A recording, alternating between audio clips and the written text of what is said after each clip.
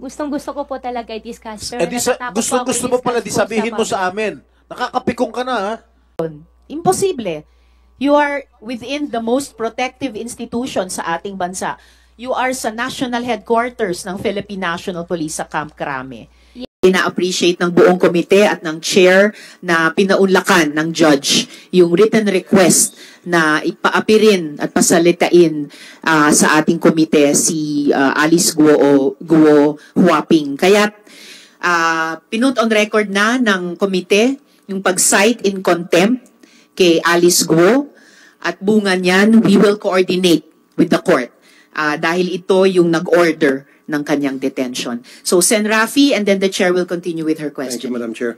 She's been very evasive from the get-go. Parang sasayang lang tayo ng oras ng mga laway natin at karapatan naman niya na hindi magsalita at magsinungaling.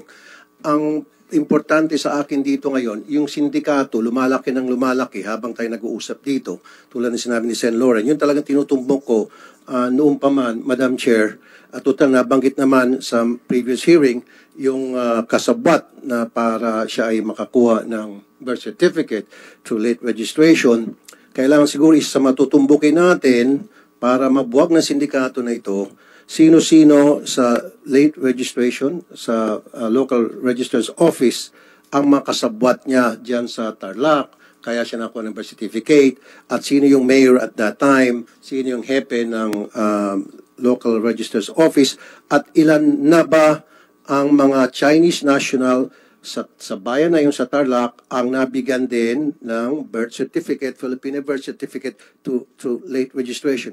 Because napakalaking problema ito, Madam Chair. 1,200 sa Davao del Sur lamang yan. Yung foreign nationals na nabigyan ng Filipino birth certificate, naging instant Filipino citizen. Now, hindi lang po sa Davao del Sur, kundi sa iba't iba pang lugar sa bansa. And then the immigration mismo umamin na every single year, since 2000, sila po ay nakakahuli ng mga Chinese nationals na pumapasok dito o lumalabas na gamit ay Philippine passport. And we're not doing anything about it. Since for decades, nobody's doing something na para buwagin yung sindikato. Kasi kung hindi natin pag-uusapan ito at puro na lang tayo nakakonsentrate sa isang topic, lalawak ang sindikato until such time baka pagising natin na take over na tayo ng mga Chinese nationals. Thank you, Madam Chair. Salamat. Thank you, Sen. Rafi, and we will pursue those points during your question time. Umalis po kami, Madam Chair, by boat po. By boat? Okay. Paanong by boat? Ang balita ko, may sinabihan ka na umalis ka sa pamamagitan ng hindi boat lang, isang yate. Tama po ba yon? Yes po, meron po. So yate ang sinakyan nyo? Meron po kami sinakyan po na yate po. Alice, parang actually, SP Pro Tem, para ito yung tanong dun sa McLaren. Nung una, hindi mo maalala sino nagpahiram. Imposibleng magpapahiram ng napakamahal na kotse, lalo na napakamahal na boat, yate, na hindi mo alam at ipantatakas sa bansa. Ang tanong ni SP Pro Tem, sinong may-ari ng yate? At yon, at saan galing saan nyo sinakyan yung yate? Ano yung naging ruta nyo? Sen, yung yate po, kung sino po yung may-ari ng yate po, hindi ko po talaga alam. That is impossible. Okay, talagang dapat na na-cite namin kayo in contempt. Unbelievable Madam Chair. yung mga sagot. Sen Doroy, with the permission related of question. Senate Pro Tem, kung hindi mo alam kung kaninong yate yung ginamit niyo, at least alam mo siguro sino nag-facilitate para makasakay kayo sa yate na yon. Sino? Sen, okay lang po ba na hindi ko po siya i-discuss sa inyo po? No, No, tell it us is the not truth right okay, now. Miss Alice. Natatakot po ako, hindi ko po masabi. No. Sino ang nag-facilitate? Yung tanong ni Sendoroy, sino nag-facilitate na magamit nyo yung yate? Madam Chair, gustong-gusto ko pong sabihin, pero hindi isulat ko mo sa po papel. masabi po sa public po. Isulat mo sa papel. Isulat mo sa papel at Isulat mo sa ipapasa papel. ng COMSEC sa aming Sige na. mga senador dito. Isulat mo sa papel sino ang may-ari ng yate at sino ang nag-facilitate masakyan nyo yung yate. Yung may-ari po, tsaka yung nag-facilitate po, hindi po ako sure kung iisang tao po sila. It doesn't matter. Isulat mo yung dalawa o iisang pangalan na iyon sa papel para mabasa naming lahat dito. Sige na. Attorney David, you better tell your client to tell the truth and allow her to write in paper the owner of the yacht. Miss Alice, isulat Saan ka nyo na. sumakay? Saan ka Andyan na yung sumakay? papel. Saan ka sumakay, Alice? Sa yate? Anong port?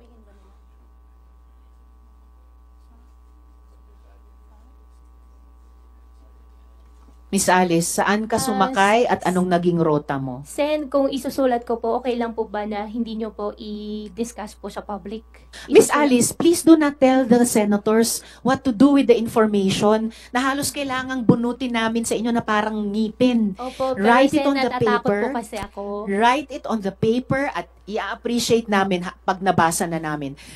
Unbelievable. Yung ibang witnesses kailangan sumagot verbally. Pinagbibigyan namin yung isulat sa papel. Please do that now. May ibang witness na ginawa na yon sa nakaraang hearing. Please write down on paper. Sulat mo na rin kung anong port, kung saan ka sumakay. Sige na, para isahan na lang. At saka makadagdag, Sen, Madam pasensya Chair. na po talaga, pero natatakot po talaga ako. Miss Madam Chair, Alice, nauubos Opo, na yung opo, pasensya sa- namin dito. Sana po maintindihan nyo rin po Isulat ako nyo. na natatakot po ako talaga. Iniintindi ka namin at inaalam namin kung ano yung kinatatakutan mong sinasabi mong death mo pang sabihin.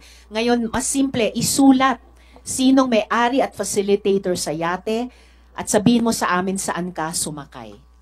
Sen, gustong-gusto ko po talaga i-discuss. Pero Eh, natatakot po ako gusto mo pala di i-discuss po sabihin mo public. sa amin. Nakakapikong ka na, ha? Nakakagigil ka na. At saka Miss Alice, nasa custody kayo ng PNP. Paano kayo papatayin doon? Imposible. You are within the most protective institution sa ating bansa. You are sa national headquarters ng Philippine National Police sa Camp Crame.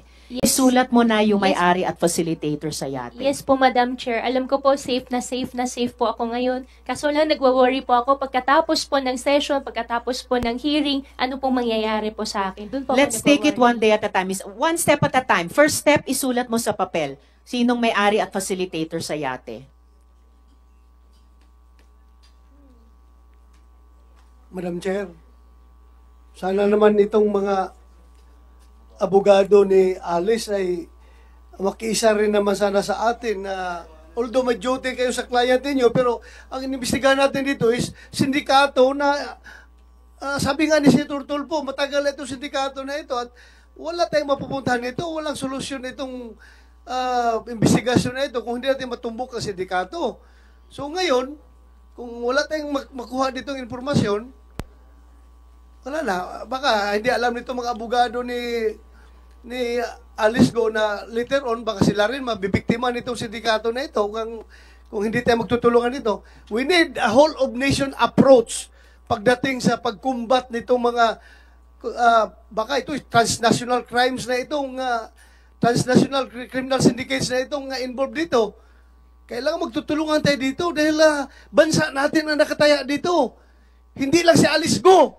Alice Go, kayang-kaya kang protektahan ng PNP. Hindi ka mamamatay dyan. Kaya mag-cooperate ka naman sana para sa Pilipinas. Gumanda naman sana ang Pilipinas. Nayari yung mga sindikato na yan. Tumulong ka. Thank you, Madam Chair. Salamat, Sendroy. NBI Director Santiago, pwede nyo bang i-assure yung safety ni Miss Alice habang siya ay nasa custody ng gobyerno at sumasagot sa aming komite? Pagka nasa amin pong custody, ay masasagot ko po yan. Salamat. So, nasa custody ka na ng PNP na nagpoprotekta sa inyo. Kung naging sa custody kayo ng NBI, mapoprotektahan din nila kayo. So, answer our questions. Yung yate, ano bang markings nung yate na sinakyan nyo, Miss Alice? Alam ko lang po kulay puti, kung hindi po ako nagkakamali. Pero wala po ako makitang number, tapos parang may mga wings po, ganun lang po. Okay. So, yeah. Madam Hindi ko pa nga naitatanong yung number na banggit mo. Anong numbers nakita mo dun sa yating puti na may wings? Actually, naka-cover po kami kaya wala pa akong nakitang number po. Pero alam ko po yate. Wala kang nakitang number, may letters ba sa yate? Meron parang sticker po na wings po na design lang po. Sticker na wings. Ano yung naka-cover kayo? Ano yun, Miss Alice? May cup po, tapos kahit gabi po, meron po kaming sunglass po. So, nung gabi, tapos naka-sunglasses kayo? Bakit ganon? No, so, nung gabing yon, saang port kayo umalis? Sakay ang yate? Yung port, sabihin ko na. Kasi wala naman tao. That was the previous question. Opo. Yes, SP Pro Yung Temp. port- Saang port kayo umalis? Yung port po, hindi ko po alam yung exact, pero Manila po. Hindi ko alam kung south or north o saan po. Basta alam ko po Manila What do you mean po. Manila? So, sa Metro isang Manila? port sa Manila. Metro Manila or Metro Manila po. Metro Manila? So, sa isang yacht dock sa Manila. Yate po yung unang sinakyan po namin. Just to put Una, on record, Madam ano yung Chair. sunod? Just to put on record. Sen Joel. Just to put on record that this is absolutely in contrast with the statements made by Ms. Sheila Go that they traveled from Banban for 5 hours, Madam Chair, south of Luzon. And now, itong si Gua Huaping is saying that they took that white boat here in Manila, Madam Chair. Just to put on record. Yes, thank you, Sen Joel. Miss Alice, nasulat mo na ba yung pangalan nung may-ari at facilitator sa yate? Pakisulat po. Kanina nyo pa sinabing gagawin nyo. Isulat sa papel yung may-ari at facilitator sa yate. Gusto mo bang Yes, lumapit pa Sen- kami para ibulong mo sa amin, Alice? Yes, Sen JV. Yes, Madam Chair. Is it okay if Alice could narrate to us yung kanya pong istorya, yung kanya pong escape story, so that we can compare it doon kay Sheila, no, kung talagang totoo. Ngayon pa lang, magkaiba na eh. Isa small boat to big boat, ito yate.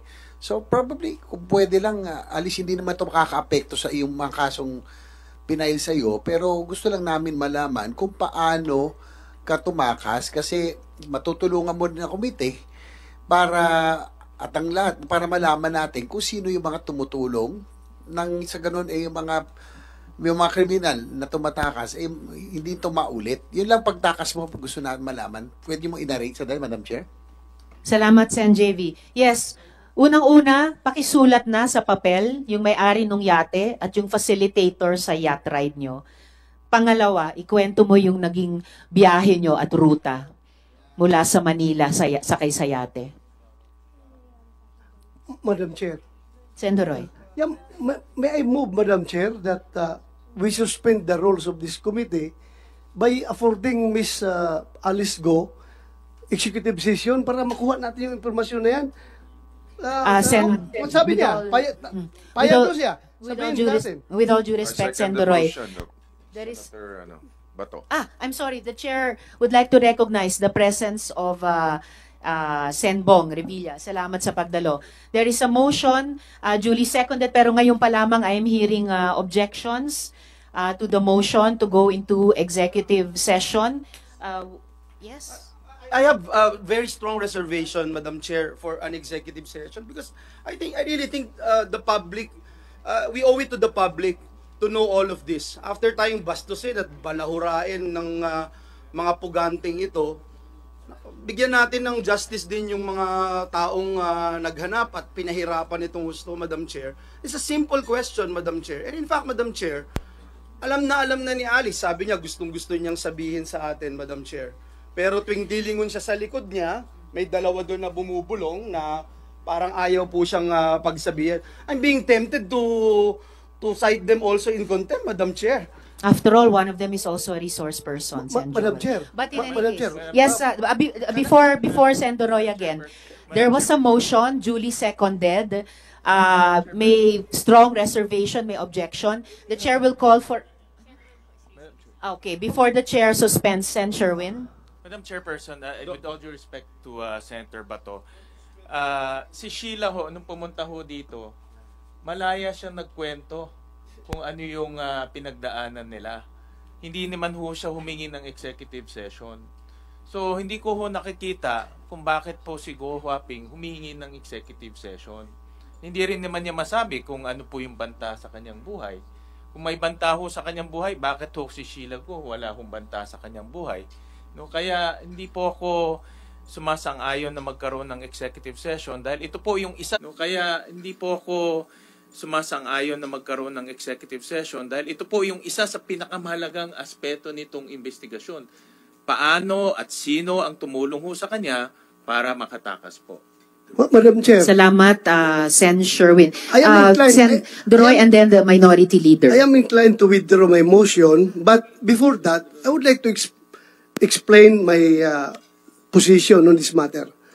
Madam Chair, alam ko yung nararamdaman ng aking mga colleagues. That's why I'm inclined to withdraw my motion. Pero ang sa akin lang, andito na si Sheila Go.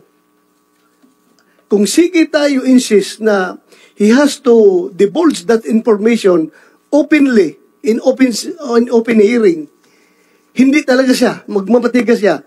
Whereas kung mag-executive session tayo, ibibigay niya for our own consumption, at least may ma-extract tayo information at magagamit natin somehow, Madam Chair. Yun lang ang akin, parang pinulis ba? Pinulis na pag-iisip. Sayang din yung impormasyon na yun pag hindi natin makuha. Magmamatigas yan, wala tayong magawa. Hindi ba natin yan pwedeng